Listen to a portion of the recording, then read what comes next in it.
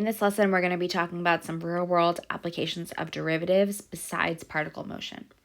So while particle motion is a very common real-world application of derivatives, there are other real-world examples of rates that we could look at. In each of the following problems, we'll use our knowledge of derivatives to analyze each real-world scenario. Let's take a look at number 1. The function c of t models the temperature in degrees Fahrenheit of a cup of hot coffee after it is brewed, where t is in minutes. What are the units for c prime of t and c double prime of t? So for the first and the second derivative. When I see questions like this, the first thing I like to do, even though it's not necessarily asking me for this or it's giving me it, but I like to say that for c of t, find the units for that first, and we can see that that's degrees Fahrenheit.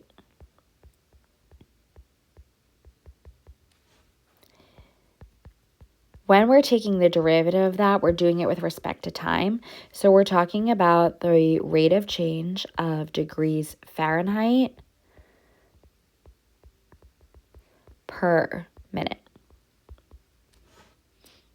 Anytime we're taking a derivative, we're basically talking about the derivative, the rate of change with respect to time. So we're always adding a time unit to that actual original unit.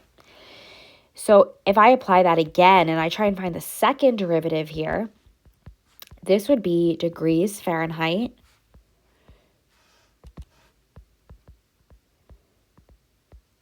I'm going to take the previous unit per minute and now do that with respect to time. And we could also rewrite that instead of degrees Fahrenheit per minute, that would be the same thing as degrees Fahrenheit per minute squared. Number 2, the function d of t equals -2 cosine pi over 3t plus 13 models the depth in feet of water t hours after 12 a.m. Find the instantaneous rate of change of the depth of the water at 2 a.m., and we're going to include units in our answer. So we know we have to take a derivative because that is what instantaneous rate of change means. And we know that we're going to evaluate that derivative at t equals 2. Because if we're talking about 2 a.m., that is 2 hours after 12 a.m. or after midnight. So let's start by taking our derivative. So I have -2 times the derivative of cosine pi over 3t. Derivative of cosine is negative sine, which is going to make this a positive 2 sine pi over 3t times the derivative of the inside, so times pi over 3, and that would be our derivative. The derivative of 13 is 0, so I am not putting that 0 in my answer. I'm just going to rewrite this here, so this is basically 2 pi over 3 sine pi over 3 times t. All right, now we want to evaluate this at 2.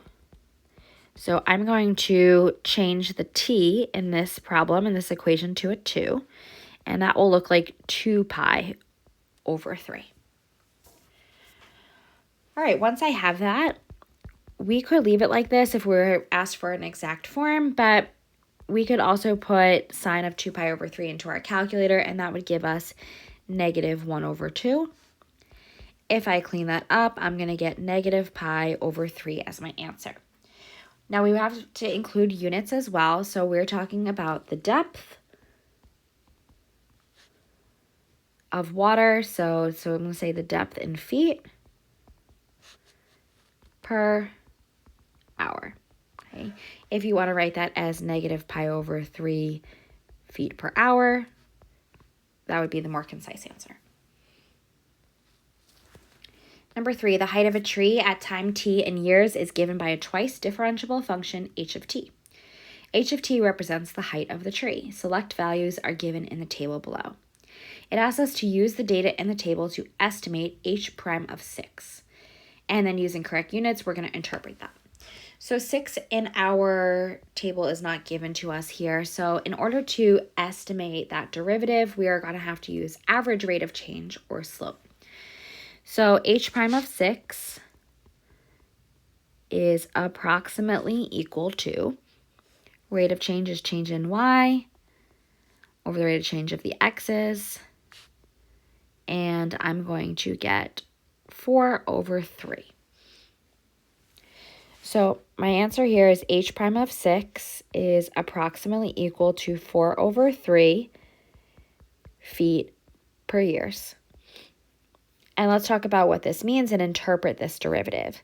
So at t equals 6, and then our unit for t in this case is years, the height of a tree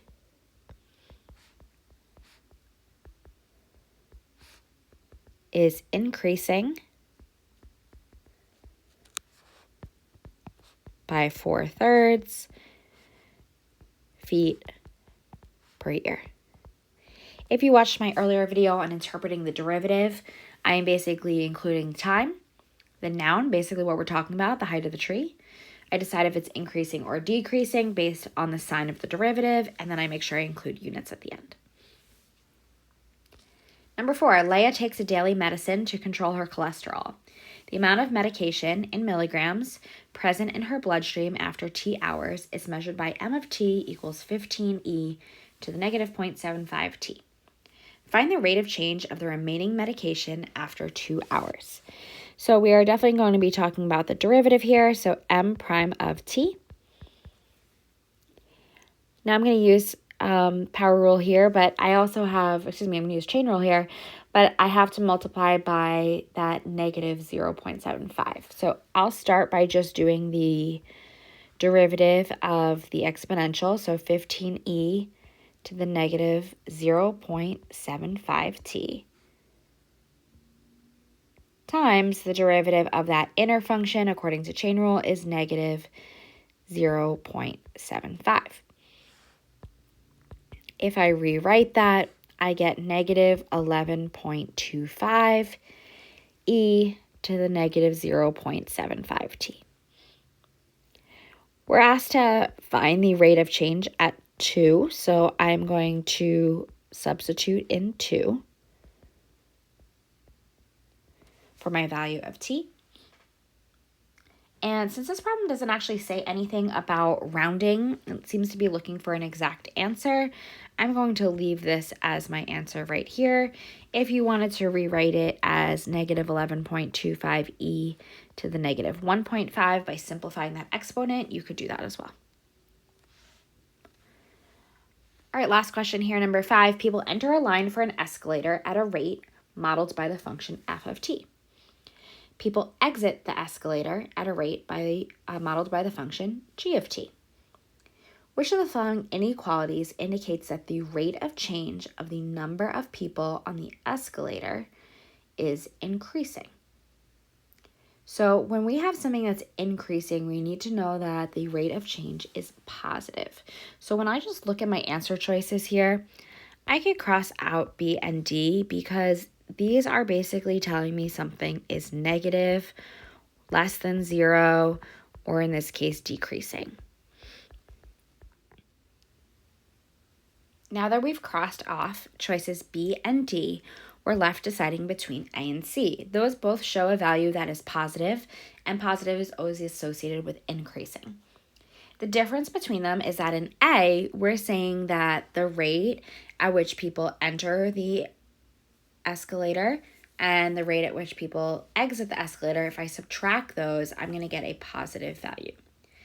In order to show that it's increasing, though, so we're not looking for it to say that it's positive. We're looking for saying it's increasing. That means we have to have a derivative that is positive, and that's going to give us choice C as our answer for number 5.